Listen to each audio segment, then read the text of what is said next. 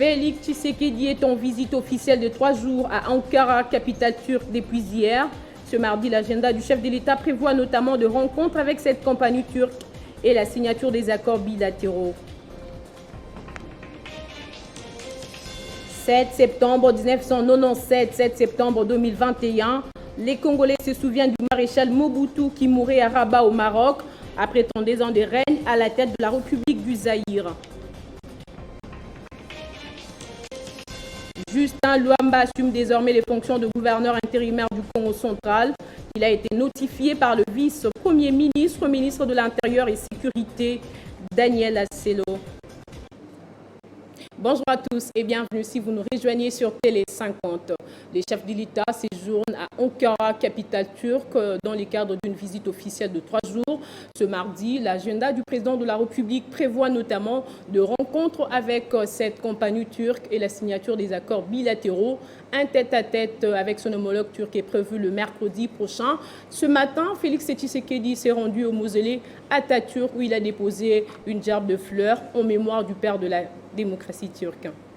Le président de la République, Félix-Antoine Tshisekedi Tshilombo, est allé ce mardi déposer une gerbe de fleurs au mausolée Atatürk de la ville d'Ankara. Cet immense bâtiment au style pyramidal qui attire des milliers de visiteurs chaque jour. C'est la première fois dans l'histoire de la République démocratique du Congo qu'un président en fonction se déplace pour Ankara et surtout découvrir le mausolée construit en hommage à Atatürk, le père de la Turquie moderne. Dans le livre d'or, le président de la RDC, Félix Tshisekedi, a écrit ce qui suit. Mon souhait est que cette première visite d'un président de la République démocratique du Congo constitue la base d'une solide amitié et d'une coopération fructueuse, mutuellement bénéfique pour nos deux pays.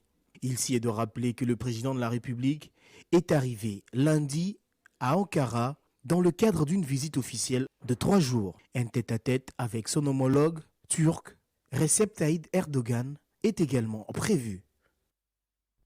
Je l'ai dit en titre, 7 septembre 1997, 7 septembre 2021, 24 ans, jour pour jour depuis que le maréchal Mobutu a tiré sa révérence à Rabat au Maroc, après 32 ans de règne à la tête de la République du Zaïre. Ce mardi, les Congolais se souviennent par exemple de l'événement du 24 avril 1990, date à laquelle l'ex-chef de l'État congolais avait ouvert la voie du processus de démocratisation. Mais jusqu'à aujourd'hui, le corps du deuxième président du Congo à être rapatrié au pays. 7 septembre 1997, Mobutu Sese Seko s'est éteint à Rabat, la capitale marocaine.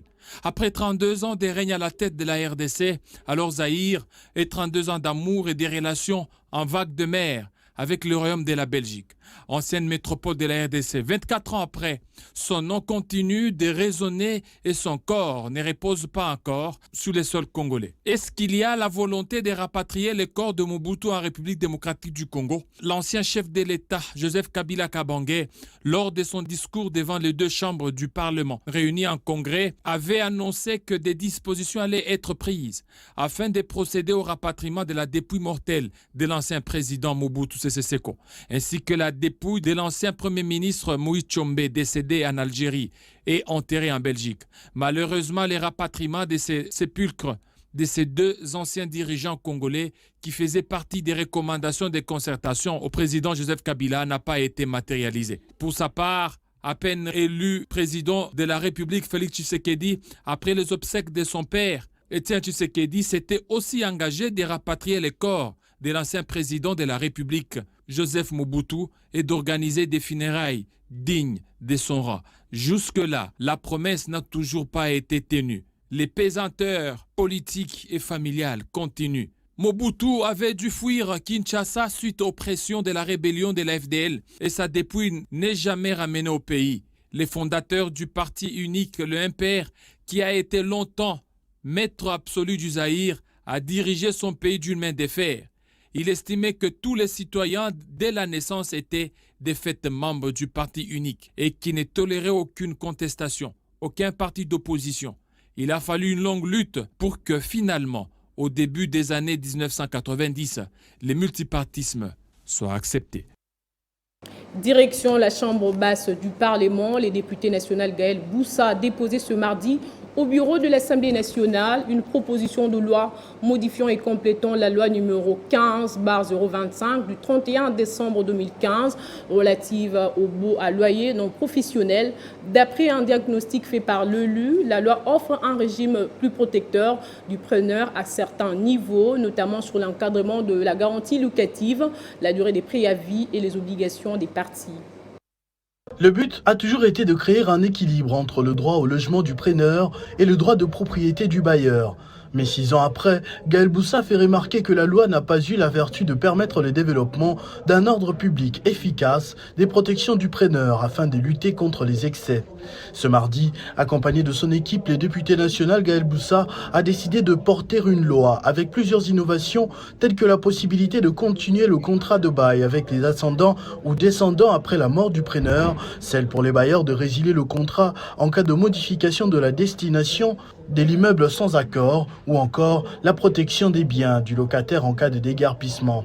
Retenez aussi que la fixation forfaitaire du loyer est désormais interdite. Toute fixation doit tenir compte de certains indices qui sont la mercuriale des prix, la catégorisation de localité, la valeur du marché de l'immeuble, la nature des biens immobiliers, la position géographique et l'expression de l'expertise d'évaluation immobilière établie à cet effet. Le loyer ne peut être révisé que 2 ans après la conclusion du bail. Dans ce cas, le loyer ne peut excéder 2% du loyer annuel précédemment fixé. Total ici dans la proposition de la question que enseigner l'itofutaka loyer na franc congolais ou ezali mboka mbongo ya mboka na biso. Wana peut permettre bandeko nyonso bazala na possibilité ya kofuta loyer. Gaël Boussa estime également avoir répondu à un appel lancé par le président de la République qui a souvent suggéré aux élus de faire de la place pour des lois cadrant avec le social de la population. Au Congo central, Justin Luamba assume désormais les fonctions de gouverneur intérimaire de la province. Il a été notifié par le vice-premier ministre, ministre de l'Intérieur et Sécurité Daniel Aselo. Il remplace à ce poste Atouma Toubouana qui lui a été déchu par l'Assemblée provinciale depuis 2019. 5 jours après son annonce devant la presse de l'organisation des élections des gouverneurs et vice-gouverneurs dans 14 provinces, le vice-premier ministre, ministre de l'Intérieur, Daniel Aselo, revient à la charge, cette fois-ci face au caucus des députés nationaux du Congo central, pour dissiper tout malentendu sur les dossiers concernant l'organisation de l'élection de gouverneurs dans cette province qui fait couler encre et salive. Au total, 17 élus ont répondu présents à l'invitation du vice-premier ministre, ministre de l'Intérieur. Il ressort de ces échanges que la province du Congo central est bel et bien concernée par l'élection d'un gouverneur. Confirmation du vice-premier ministre, ministre de l'Intérieur, Daniel Aselo. C'est confiant à la presse. Au sortir de l'audience, le député national Fouani César, qui a pris la parole au nom de ses collègues, a laissé entendre que le litige du Congo central est désormais clos. Et la communication a consisté à la clôture du dossier Congo central. C'est-à-dire qu'au jour d'aujourd'hui, le dossier litige province Congo central est clos. Il va rendre public les noms de l'autorité qui va faire l'intérim, en attendant que la CENI organise l'élection du nouveau gouverneur. Voilà. Pour préserver un climat de paix dans cette province, le caucus des députés nationaux du Congo central en appelle à l'unité de la province et refuse tout triomphalisme. Après échec des négociations entre le banc gouvernemental et les bancs syndicales des médecins du Congo, en conférence de presse lundi, le syndicat des médecins du Congo SIMECO et le syndicat national des médecins SINAMED ont annoncé la poursuite de leur mouvement des grèves. Les médecins déplorent les manques de la volonté du gouvernement quant à leur dossier. Ce n'est pas la première fois que le gouvernement de la République fasse des promesses au personnel soignant du pays depuis les débuts de leur mouvement de grève. D'après les banques syndicales, les cahiers des charges des médecins des services publics de l'État déposés sur la table du gouvernement est resté le même ces dernières années et a fait l'objet de plusieurs négociations entre le banc gouvernemental et le banc syndical des médecins. C'est à l'issue des négociations entreprises à la suite de la dernière grève observée par les médecins des services de l'État du 11 juillet au 4 août 2021 que l'accord du 3 août 2021 a été difficilement trouvé entre le banc gouvernemental et le banc syndical des médecins avec des engagements pris pour être tenus à court et à moyen terme. Un mois après, le banc syndical des médecins des services de l'État, représenté par les Sinamèques Aspect et le SUMECO, s'est réuni le vendredi 3 septembre 2021 afin d'évaluer la mise en œuvre de cet accord du 3 août 2021, spécialement ses actions prévues à court terme. Après analyse, débat et délibération, il ressort à ces jours qu'aucun engagement n'a été tenu tant sur le plan administratif que sur le plan pécuniaire. Le banc syndical des médecins des services de l'État note que le banc gouvernemental n'a pas rendu fonctionnel la commission interministérielle créée et chargée non seulement de l'harmonisation de l'enveloppe salariale et de l'alignement à la prime de risque des médecins, mais aussi du suivi de tous les engagements pris dans le cadre de l'accord du 3 août 2021. Met ainsi en doute la bonne foi et la volonté réelle du banc gouvernemental de tenir les engagements pris, rappelant douloureusement la triste expérience du passé. Le Sinamèque Aspel et le SUMECO se réservent le droit de lever la suspension de la grève si la situation n'est pas urgemment redressée. Ainsi, les médecins des services publics de l'État sont donc appelés au respect strict du mot d'ordre. Dans les Maniema, la gestion de la province reste au cœur du débat à travers les réseaux sociaux. Certaines informations accusent les gouverneurs Ayi et Afani Mangala de n'avoir pas tenu ses promesses, celles d'achever les différents projets lancés. Pourtant, l'argent a été disponibilisé pour l'exécution de ces projets. Joint au téléphone par Vanok Mounipolé, Maxime Kasseya, porte-parole du gouverneur du Maniema, donne sa version des faits. Il n'y a pas de mauvaise gestion, il n'y a pas de détournement par rapport au fonds d'investissement qui ont été envoyés par le gouvernement central. Son Excellence Afan Idrissa Mangala a lancé dans un premier temps 15 projets qui ont coûté $380 000 américains et le reste d'argent se trouve en banque. Savoir la TMB, tous ceux-là qui passent leur temps à la télévision, à Kinshasa, sur les réseaux sociaux, les fomenter des fausses histoires, sont instrumentalisés par des politiciens normal de positionnement qui veulent que le gouverneur leur donne l'argent de l'État. Par le fait que le gouverneur refuse de leur donner l'argent de l'État, pour ça qu'ils veulent le régler des comptes par la médisance, par la haine, par le jalousie. Bref, tout est bien géré et le gouverneur est fait. Les jours que la haute hiérarchie du pays décidera d'envoyer la réduction des comptes ou l'inspection générale des finances, tout sera bien tracé. Et il n'y a aucun dollar qui sera détourné. On ne peut pas constater les détournements sans avoir contrôlé un gestionnaire. On ne peut pas constater un détournement lorsqu'on lance seulement les projets. On ne peut pas constater un détournement lorsqu'on poste les paiements sur les réseaux sociaux. Il faut contrôler un gestionnaire pour se rendre compte qu'il a détourné. Donc c'est une fausse histoire. Ça va vraiment monter par les politiciens qui veulent se refaire une santé politique au Mali. Lutte contre la Covid-19 en République démocratique du Congo, le gouvernement a, à travers le ministère de la Santé publique, réceptionné des 150 000 doses du vaccin Moderna, dont du gouvernement américain. Ces nouvelles doses de Moderna permettront justement à plus de 120 000 personnes d'être complètement vaccinées dans 15 provinces de la République démocratique du Congo.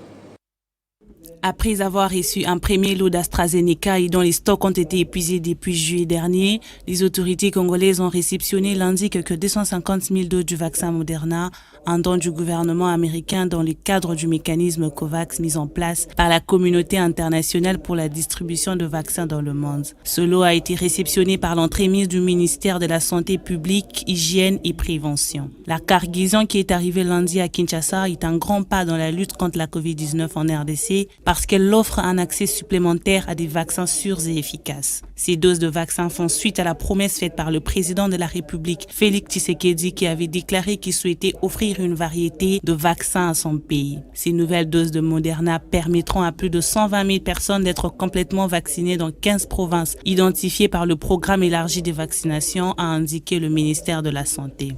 Ici est de signaler que ce lot des vaccins Moderna vient s'ajouter aux 2 millions de doses d'AstraZeneca déjà reçues par la RDC dans le cadre de la lutte contre la pandémie de Covid-19 dont certaines doses ont expiré faute de preneurs. Malgré la réception de ces vaccins, les observateurs relèvent que les rythmes de la vaccination au pays demeurent lents. À ce jour, la RDC compte plus de 80 000 personnes qui ont reçu au moins une dose d'AstraZeneca, ce qui ne représente même pas 2% de sa population évaluée à plus de 80 millions d'habitants, selon les dernières statistiques de la Commission nationale indépendante.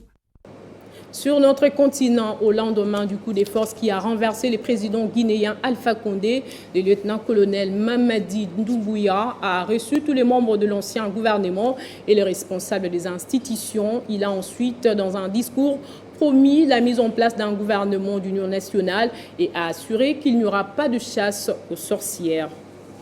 Et en sport, éliminatoire de la Coupe du Monde Qatar 2022, la deuxième journée va se clôturer ce mardi avec 10 matchs au programme dans la zone Afrique. Hier, les Léopards de la RDC ont laissé filer 2 points face aux Orgueils du Bénin, alors qu'ils étaient premiers à ouvrir le score par l'entremise de Dieu merci Mbokani. Retour sur ces matchs Bénin-RDC et le rencontre d'autres groupes dans ce condensé de Christian Boukaya.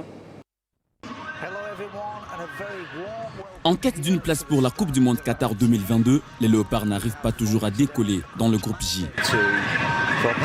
Accrochés par la Tanzanie en première journée, les Congolais ont été écœurés hier par les écureuils du Bénin au stade Mathieu Kérékou, alors qu'ils avaient donné le temps fort dans ce match, en ouvrant le score par l'entremise de Dieu merci Mbokani, bien servi par Cédric Bakambu, en jouait la 12e minute. Avec une défense un peu somnolente, le Bénin va revenir au score à la 33e minute grâce à une tête ravageuse de Jordan Adeoti. Malgré les actions de but concédées de part et d'autre, les deux équipes vont se séparer sur ces scores de parité.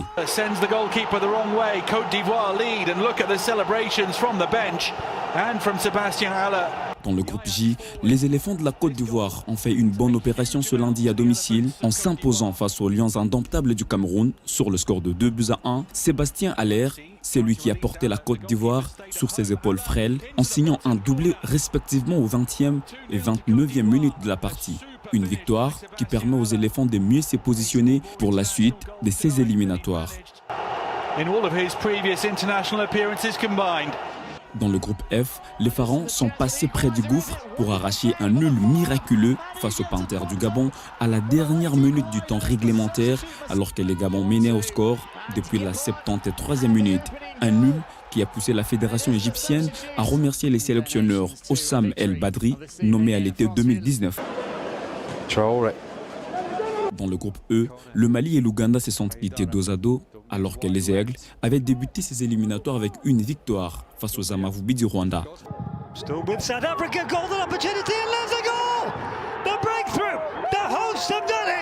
Le Bafana Bafana pour leur part ont arraché une victoire précieuse d'un but à 0 face au Black Star du Ghana dans le groupe G après avoir été accrochés par les Warriors du Zimbabwe en première journée. Les classements seront actualisés dans chaque groupe à l'issue de matchs de la deuxième journée qui vont se jouer ce mardi.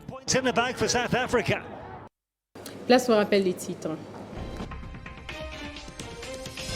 Félix Tshisekedi en visite officielle de 3 jours à Ankara, capitale turque depuis hier. Ce mardi, l'agenda du chef de l'État prévoit notamment de rencontres avec cette compagnie turque et la signature des accords bilatéraux.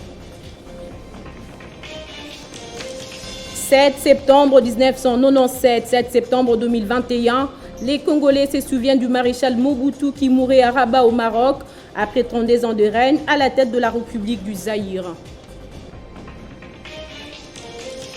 Justin Luamba assume désormais les fonctions de gouverneur intérimaire du Congo central. Il a été notifié par le vice-premier ministre, ministre de l'Intérieur et Sécurité, Daniel Asselo. Ne quittez pas vos sièges. Dans un instant, la revue de presse.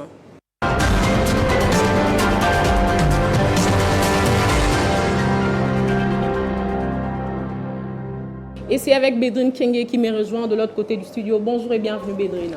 Bonjour Jenny Kayembe, merci.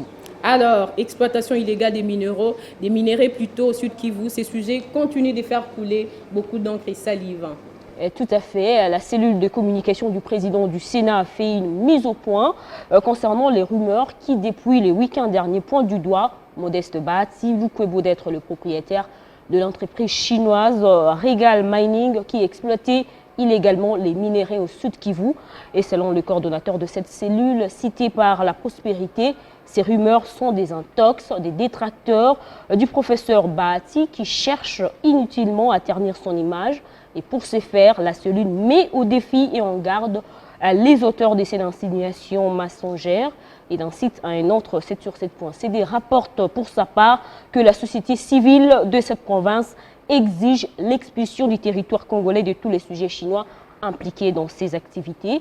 Ces organisations de la société civile du Sud Kivu ont également signalé l'existence effective d'un pillage systématique des ressources naturelles sous couvert d'une forme d'exploitation minière artisanale en République démocratique du Congo.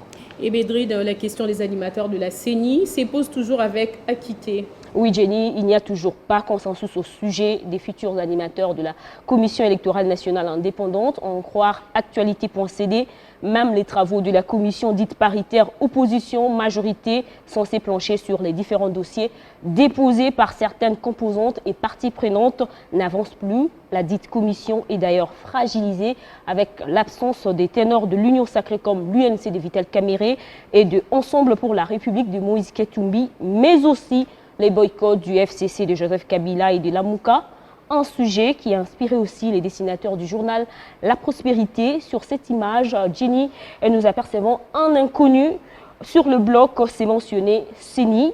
Entre-temps, le public impatient de l'autre côté d'attendre de découvrir le monsieur, donc le prochain futur président de la CENI, ce peut-être pour la semaine prochaine, souligne cette masse en dessous de cette bloc.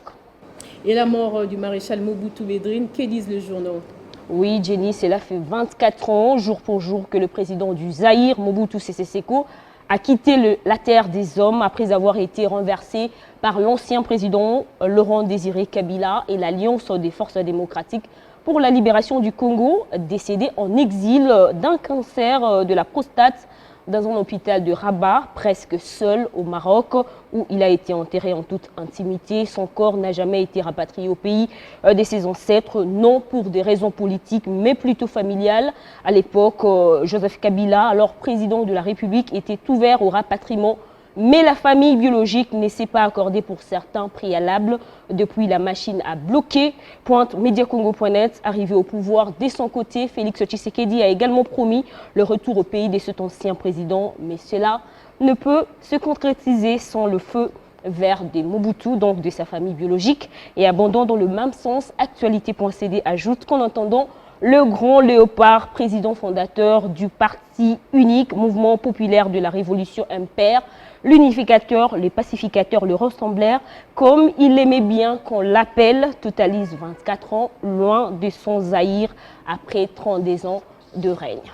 Et on termine avec ces sujets. Un mineur a choisi d'apprendre la mécanique hormis ses cours en classe. Oui, Jenny, c'est intéressant. À 7 ans, déjà, le petit Ngiamu Mayunga, vainqueur, apprend la mécanique dans un garage de son père, situé au quartier 7 dans la commune de Ndjili, élève en 2e année primaire dans une école de la place. Ce petit garçon sait démarrer et arrêter le moteur d'une voiture en une année d'apprentissage pratique. Il s'est également familiarisé avec certains outils de la mécanique.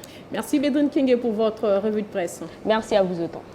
C'est la fin de ce journal. Merci à vous, Madame, Messieurs, de l'avoir suivi. Excellente suite des programmes sur Télé 50.